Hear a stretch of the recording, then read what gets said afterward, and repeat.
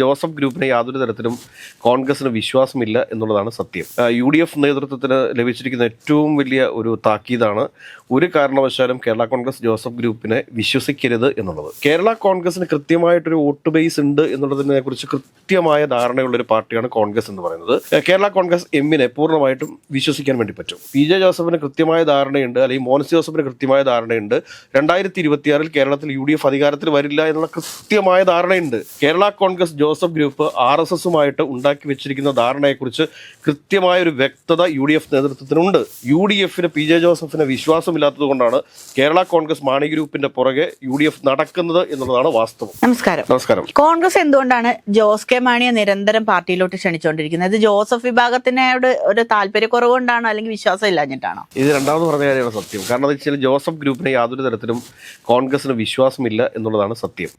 എന്തൊക്കെയാണ് എന്ന് പറഞ്ഞു കഴിഞ്ഞാലും കോൺഗ്രസിനകത്ത് നടക്കുന്ന കാര്യങ്ങൾ BJPക്കും, BJPക്കകത്ത് നടക്കുന്ന കാര്യങ്ങൾ കോൺഗ്രസിനും, CPMൽ നടക്കുന്ന കാര്യങ്ങളും കോൺഗ്രസിനും, അങ്ങനെ പരസ്പരം അങ്ങോട്ടും ഇങ്ങോട്ടും ഒക്കെ ഈ സ്പൈ വർക്കുകൾ ഉണ്ടാവും രാഷ്ട്രീയ നേതൃത്വത്തിന്. അങ്ങനെ ആ സ്പൈ വർക്കുകളുടെ ഭാഗമായിട്ട് UDF നേതൃത്വത്തിന് ലഭിച്ചിരിക്കുന്ന ഏറ്റവും വലിയ ഒരു താക്കീതാണ് ഒരു കാരണവശാലും കേരള കോൺഗ്രസ് ജോസഫ് ഗ്രൂപ്പിനെ വിശ്വസിക്കരുത് എന്നുള്ളത്. ഇത് കഴിച്ചിട്ട് ഇറക്കാനും വയ്യ, മതിരിച്ചിട്ട് തുപ്പാനും വയ്യ എന്നുള്ളൊരു അവസ്ഥയിലാണ് ഇപ്പോൾ നിലവിൽ കോൺഗ്രസ് ഉള്ളത്. ജോസ് കെ മാണി വരുന്നതിന് മുമ്പ് PJ ജോസഫിൻ്റെ അടുത്ത് പുറത്തേക്ക് ഇട്ട് കഴിഞ്ഞാൽ ഉള്ള വലിയ പ്രശ്നങ്ങളുണ്ട്. പിന്നെ ഒരു കേരള കോൺഗ്രസും ഇല്ലാത്ത അവസ്ഥ വരും. പിന്നെ ആകെപ്പാടുള്ള അനൂപ് ജേക്കബ് എന്ന് പറയുന്ന പാവം പിടിച്ചവന്റെ പിറവം ബേസ് ചെയ്തിട്ടുള്ളൊരു കേരള കോൺഗ്രസ് മാത്രമേ മുന്നണിക്കകത്തുണ്ടാകത്തുള്ളൂ. അതുകൊണ്ട് കോൺഗ്രസിനെ സംബന്ധിച്ചിട്ട് കോൺഗ്രസിന് കൃത്യമായ ഒരു ധാരണയുണ്ട്. ഇപ്രാവശ്യം PJ ജോസഫിന് കിട്ടിയിരിക്കുന്ന സീറ്റുകൾ എന്നൊക്കെ പറഞ്ഞു കഴിഞ്ഞാൽ അത് കോൺഗ്രസിന്റെ അല്ലെങ്കിൽ UDFന്റെ വോട്ടുകൾ തന്നെയാണ് എന്നുള്ള കൃത്യമായ ധാരണയുണ്ട്. മറിച്ച് PJ ജോസഫിന് സ്വന്തമായിട്ടൊരു വോട്ട് ബാങ്ക് ഇല്ല. അങ്ങനെ അവർക്ക് സ്വന്തമായിട്ട് കേരളത്തിൽ എവിടെയെങ്കിലും ഒരു പഞ്ചായത്തെങ്കിലും പിടിക്കാൻ വേണ്ടി സാധിച്ചിട്ടുണ്ടോ? ഇല്ലല്ലോ. പക്ഷേ കേരള കോൺഗ്രസ് എമ്മിനെ സംബന്ധിച്ചിട്ട് ഒരു പഞ്ചായത്ത് അവർക്ക് സ്വന്തമായിട്ടുണ്ട്. സ്വന്തമായിട്ട് തന്നെ അവർ CPMന്റെ വോട്ടുകൾ ലഭിക്കാതിരുന്നിട്ടും പാലാ മുനിസിപ്പാലിറ്റി ഉൾപ്പെടെ 10 സീറ്റുകൾ നേടിയിട്ടുണ്ട്. അപ്പോൾ അങ്ങനെ കേരള കോൺഗ്രസിന് കൃത്യമായിട്ടൊരു വോട്ട് ബേസ് ഉണ്ട് എന്നുള്ളതിനെ കുറിച്ച് കൃത്യമായ ധാരണയുള്ള ഒരു പാർട്ടിയാണ് കോൺഗ്രസ് എന്ന് പറയുന്നത്. അതോടൊപ്പം തന്നെ കേരള കോൺഗ്രസ് എമ്മിനെ പൂർണ്ണമായിട്ടും വിശ്വസിക്കാൻ വേണ്ടി പറ്റും. കുറേയധികം നാളുകൾ UDFന്റെ ഭാഗമായിട്ട് UDFന് വേണ്ടിയിട്ട് ശക്തമായി വാദിച്ചിട്ടുള്ള ആളാണ് ശ്രീ KM മാണി എന്ന് പറയുന്നത്. അപ്പോൾ ആ KM മാണി സാറിനോടുള്ള ഒരു ബഹുമാനത്തിന്റെ ഒക്കെ അടിസ്ഥാനത്തിൽ കൃത്യമായിട്ട് UDF സംവിധാനത്തെ കോട്ടയം ജില്ലയിൽ കെട്ടിപ്പടുക്കാൻ വേണ്ടിയിട്ട് ഏറ്റവും കൂടുതൽ പരിശ്രമിച്ചിട്ടുള്ള ഒരാളാണ് KM മാണി സാർ എന്നുള്ളത് ഒരു യാഥാർത്ഥ്യമാണ്.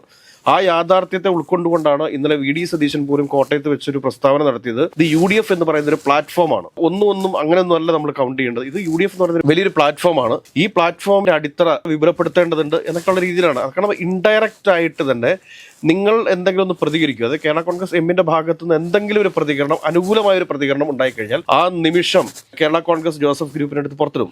കാരണം ഇപ്പോൾ കേരള കോൺഗ്രസ് ജോസഫ് ഗ്രൂപ്പിനെ സംബന്ധിച്ചിട്ട് ഇവര് കേന്ദ്ര സർക്കാരുമായിട്ട് ഉണ്ടാക്കി വെച്ചിരിക്കുന്ന ഒരു ധാരണയുണ്ട്, അല്ലെങ്കിൽ RSS നേതൃത്വവുമായിട്ട് ഉണ്ടാക്കി വെച്ചിരിക്കുന്ന ഒരു ധാരണയുണ്ട്. അതായത് വരുന്ന നിയമസഭാ തെരഞ്ഞെടുപ്പിൽ UDFനൊപ്പം നിന്ന് ഒരു 5 MLAമാരെങ്കിലും ആയിക്കഴിഞ്ഞാൽ PJ ജോസഫിന് കൃത്യമായ ധാരണയുണ്ട്, അല്ലെങ്കിൽ മോൻസ് ജോസഫിന് കൃത്യമായ ധാരണയുണ്ട്. 2026 കേരളത്തിൽ UDF അധികാരത്തിൽ വരില്ല എന്നുള്ള കൃത്യമായ ധാരണയുണ്ട്. ആ ധാരണയുടെ അടിസ്ഥാനത്തിൽ തന്നെ എന്താണ് ചെയ്തു വെച്ചിരിക്കുന്നത് ചോദിച്ചു കഴിഞ്ഞാൽ 5 MLAമാരെ എങ്കിലും UDFന്റെ പക്ഷത്ത് നിന്ന് ഉണ്ടാക്കി കഴിഞ്ഞാൽ PJ ജോസഫിനെ ഗവർണറാക്കാം. ഈ ഒരു ഓഫർ BJPയുടെ ഭാഗത്തുനിന്ന് RSSന്റെ ഭാഗത്തുനിന്നുണ്ട്. ഇതില്ലെങ്കിൽ അവർ നിഷേധിക്കട്ടെ, ഡിഫോർമേഷൻ കൊടുത്തോട്ടെ. കാരണം കഴിഞ്ഞ ദിവസം നമ്മൾ ഡിഫോർമേഷൻ കൊടുക്കാൻ പറഞ്ഞപ്പോഴത്തേക്ക് അതിൻ്റെ അടിയിൽ ഒരു കമന്റ്, വീഡിയോയുടെ അടിയിൽ ഒരു കമന്റ് വന്നിരിക്കുന്നത് കേട്ടു. നിനക്കൊക്കെ എതിരെ എന്ത് ഡിഫോർമേഷൻ?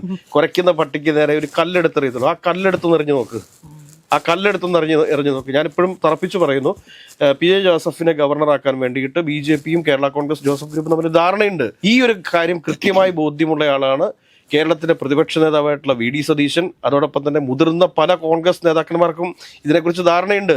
അതുകൊണ്ട് തന്നെയാണ് PJ ജോസഫിനെ വിശ്വസിക്കാതെ മോൻസ് ജോസഫൊക്കെ ഇന്നലെ വന്നിട്ട് എന്താ പറഞ്ഞത്? ഇത്രയും ഒരു തകർപ്പൻ വിജയം നേടിയ UDF എന്തിനാണ് തോറ്റു തുന്നം പാടി നിൽക്കുന്ന കേരള കോൺഗ്രസ് എമ്മിന്റെ പുറകെ പോകുന്നത്? കേരള കോൺഗ്രസ് എം തോറ്റു തുന്നം പാടിയിട്ടില്ല. കേരള കോൺഗ്രസ് എം CPMന്റെ പല വോട്ടുകളും അവർക്ക് കിട്ടാതെ വന്നപ്പോഴും CPMന് ഇത്രയും വലിയ ശക്തമായ തിരിച്ചടി ഏറ്റിട്ടും അവരുടെ ശക്തി കേന്ദ്രങ്ങളിൽ കൃത്യമായിട്ട് തന്നെ അവരുടെ സാന്നിധ്യം ഉറപ്പിക്കാൻ വേണ്ടിയിട്ട് സാധിച്ചിട്ടുണ്ട്. 2 പഞ്ചായത്തോളം ഇപ്പോൾ കേരള കോൺഗ്രസ് എം തനിച്ചാണ് ഭരിക്കാൻ വേണ്ടി പോകുന്നത്. അപ്പോൾ അങ്ങനെയൊക്കെയുള്ള സമയത്ത് പൂർണ്ണമായിട്ടും വോട്ട് ബാങ്കുള്ള ഒരു കേരള കോൺഗ്രസിനാണ് യു ഡി എഫിന് ആവശ്യമുള്ളത്. അതുകൊണ്ട് യു ഡി എഫിന്റെ വോട്ട് കൊണ്ട്, കോൺഗ്രസിന്റെ വോട്ട് കൊണ്ട്, മുസ്ലിം ലീഗിന്റെ വോട്ട് കൊണ്ട് വിജയിക്കുന്ന ഒരു കേരള കോൺഗ്രസ് ജോസഫ് ഗ്രൂപ്പിനെ യു ഡി എഫിൽ വെച്ചിട്ട് എന്തെങ്കിലും കാര്യമുണ്ടോ? അവിടെ അവസരം നഷ്ടപ്പെട്ടു പോകുന്നത് ആർക്കാണ്? ഈ കോൺഗ്രസ് പാർട്ടിക്ക് വേണ്ടിയിട്ട് പണിയെടുക്കുന്ന ചെറുപ്പക്കാരുടെ അല്ലേ? അവിടെ ജില്ലാ പഞ്ചായത്തിൽ, കോട്ടയം ജില്ലാ പഞ്ചായത്തിലേക്കും ഇടുക്കി ജില്ലാ പഞ്ചായത്തിലേക്കും ഒക്കെ തിരഞ്ഞെടുക്കപ്പെട്ടിരിക്കുന്ന വെള്ളിമൂങ്ങ മാമച്ചന്മാരെ നോക്കി സത്യം പറഞ്ഞു കഴിഞ്ഞാൽ കോൺഗ്രസിന്റെ ആത്മാർത്ഥതയുള്ള പ്രവർത്തകർ വിളിക്കാത്ത തെറുകളില്ലെന്നേ. കാരണം ജയിച്ചു പോയി കഴിഞ്ഞാൽ പിന്നെ ഇമാരൊന്നും തിരിഞ്ഞു നോക്കത്തില്ല. ഈ ഇലക്ഷന്റെ സമയത്ത് കോൺഗ്രസ്സുകാരുമായിട്ട് ഭയങ്കര അടുത്ത ആത്മബന്ധമായിരിക്കും. അത് കഴിഞ്ഞാൽ പിന്നെ കേരള കോൺഗ്രസ് ജോസഫ് പിന്നെ തിരിഞ്ഞു നോക്കത്തില്ല. പിന്നെ കോൺഗ്രസ്സുകാരെങ്കിലും വഴി വെച്ച് കണ്ടു കഴിഞ്ഞാൽ പോലും നീ ഏതാടാ എന്ന് ചോദിക്കുന്ന ഒരവസ്ഥയുണ്ട്. അപ്പോൾ അങ്ങനെയുള്ള ഒരു അവസ്ഥ സംജാതമാകുന്നതിനെ കുറിച്ച് കൃത്യമായ ധാരണയുള്ള ഒരാളാണ് വി ഡി സതീശനും സണ്ണി ജോസഫും. അതുകൊണ്ട് തന്നെയാണ് സണ്ണി ജോസഫ് പറഞ്ഞത് Kerala Congress M U D എഫിലേക്ക് വരികയാണെങ്കിൽ ഞങ്ങൾ സ്വാഗതം ചെയ്യുന്നു എന്ന് പറഞ്ഞത്. പി കെ കുഞ്ഞാലിക്കുട്ടി സാഹിബ് സമാനമായ രീതിയിൽ പറഞ്ഞത്, മുനവറേത് അലി തങ്ങൾ സമാനമായ രീതിയിൽ പറഞ്ഞത്, മറ്റു പല യു ഡി എഫ് നേതാക്കന്മാർക്കും ഇതിനെക്കുറിച്ച് ധാരണയുണ്ട്. ആർ എസ് പി ഒന്നും വേണ്ടത്തില്ല. ആർ എസ് പി ഒന്നും പറയാത്തതിന് കാരണം എന്ന് വെച്ചാൽ ആർ എസ് പിയും സമാനമായ ഒരു സാഹചര്യത്തിലാണ് നിൽക്കുന്നത്. 2026 ഏതെങ്കിലും തരത്തിലൊരു കോട്ടം സംഭവിച്ചു കഴിഞ്ഞാൽ, അധികാരം കിട്ടാത്ത ഒരു സാഹചര്യം ഉണ്ടായിക്കഴിഞ്ഞാൽ നേരെ സംഭവിക്കാൻ പോകുന്ന എൻ കെ പ്രേമേന്ദ്രൻ കേന്ദ്രമന്ത്രിയാവുന്ന അവസ്ഥയുണ്ടാവും. അതിനൊന്നും ഒരു മാറ്റവും വരത്തില്ല. കാരണം ഒരു തരത്തിലും കൂറുമാറ്റം ബാധിക്കത്തില്ല, ഒന്നും ബാധിക്കത്തില്ല. അപ്പൊ പല ആളുകളും ഇപ്പോൾ ചോദിച്ചുകൊണ്ടിരിക്കുന്ന ചോദ്യമാണ്, എന്തുകൊണ്ട് കോൺഗ്രസ് ഈ സമയത്ത് ഇത്രയും വലിയൊരു വിജയം നേടി നിൽക്കുന്ന സമയത്ത് യു ഡി എഫ് എന്തുകൊണ്ട് കേരള കോൺഗ്രസ് മാണി ഗ്രൂപ്പിനെ യു ഡി എഫിലേക്ക് എത്തിക്കാൻ വേണ്ടിയിട്ട് പരിശ്രമിക്കുന്നു എന്ന് ചോദിച്ചു കഴിഞ്ഞാൽ ഒറ്റ ഉത്തരമേ ഉള്ളൂ.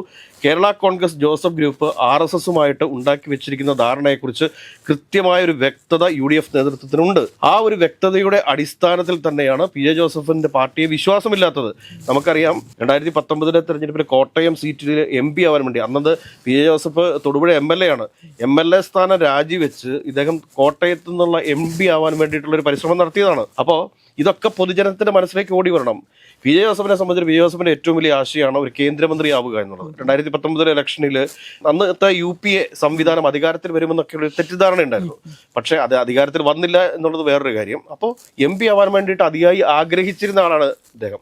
ഇത് കൂടാതെ തന്നെ പി ജെ ജോസഫ് ഇതിനു മുമ്പ് മൂവാറ്റുപുഴ ലോക്സഭയിൽ നിന്നുകൊണ്ട് തനിച്ചു മത്സരിച്ചിട്ടുണ്ട്. അന്ന് അദ്ദേഹം ജയിക്കുമെന്നൊക്കെ പറഞ്ഞിട്ട് ആകെപ്പാട് അദ്ദേഹത്തിന് അന്ന് കിട്ടിയിരുന്നത് 80,000 താഴെയുള്ള വോട്ടാണ്. അന്ന് മൂവാറ്റുപുഴയിലൊക്കെ കേരള കോൺഗ്രസ് ഭയങ്കര ശക്തമാണ്. കോട്ടയം ജില്ലയിലാണെങ്കിൽ ജോസഫ് മാണി എന്നുള്ള രീതിയിലേക്ക് കാര്യങ്ങൾ തിരിഞ്ഞിരുന്നു. അപ്പൊ ഇങ്ങനെയൊക്കെ നിൽക്കുന്ന സമയത്ത് പോലും 79,000 വോട്ട് മാത്രമാണ് മൂവാറ്റുപുഴ പാർലമെന്റ് നിയോജക മണ്ഡലത്തിൽ. ഇപ്പൊ മൂവാറ്റുപുഴ പാർലമെന്റ് നിയോജക മണ്ഡലം ഇല്ല. ഈ പാർലമെന്റ് മണ്ഡലത്തിൽ പി ജെ ജോസഫ് നേടിയിട്ടുള്ളത് എന്ന് പറയുമ്പോഴത്തേക്ക് അദ്ദേഹത്തിന്റെ ശക്തി എന്താണെന്ന് ഒരു ശക്തിയുമില്ല. ഇത്രയും മാത്രമേ കാര്യമുള്ളൂ. അപ്പു ജോസഫിനെ സംബന്ധിച്ച് അപ്പു ജോസഫ് എന്താണെന്നുള്ള കാര്യം അറിയാം. ഇപ്പൊ തൊടുപുഴ നഗരസഭയിൽ പി ജെ ജോസഫിന് എത്ര സീറ്റ് കിട്ടി? 2 സീറ്റാണ് കിട്ടിയത്. ബാക്കിയുള്ള വോട്ടുകളൊക്കെ അവിടെ പോയി പി ജെ ജോസഫിന്റെ. നേരെ ബി ജെ പിക്ക് പോയി. കൃത്യമായിട്ട് ബി ജെ പിയുമായിട്ട് ഒരു ധാരണ, അല്ലെങ്കിൽ ആർ എസ് എസുമായിട്ട് ഒരു ധാരണ പി ജെ ജോസഫിന് ഉള്ള കാര്യം കൃത്യമായിട്ട് യു ഡി എഫ് നേതൃത്വത്തിന് അറിയാം. അതുകൊണ്ട് തന്നെയാണ് യു ഡി എഫ് നേതൃത്വം ഇവരെ വിശ്വസിക്കാത്തത്. 5 MLA ഉണ്ടാക്കി കഴിഞ്ഞാൽ, 5 വേണ്ട, 3 MLA മതി.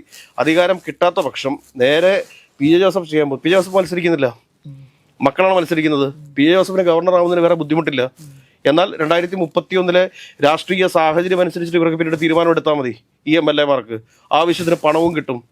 ഇതൊക്കെ ഒരു പൊളിറ്റിക്സിനെ ഒരു കച്ചവടമായി കണ്ടുകൊണ്ട് നടക്കുന്ന പി ജെ ജോസഫിനെയൊക്കെ ഈ വരും ദിവസങ്ങളിൽ നമ്മൾ കാണാൻ പോകുന്നത് എടുത്ത്, അതായത് കോൺഗ്രസിൽ നിന്ന്, യു ഡി എഫിൽ നിന്ന് ഈ ചെവിയെ പിടിച്ച് പുറത്തേക്കിടുന്ന കാഴ്ച നമുക്ക് കാണേണ്ടി വരും എന്ന കാര്യത്തിൽ ഒരു സംശയവുമല്ല.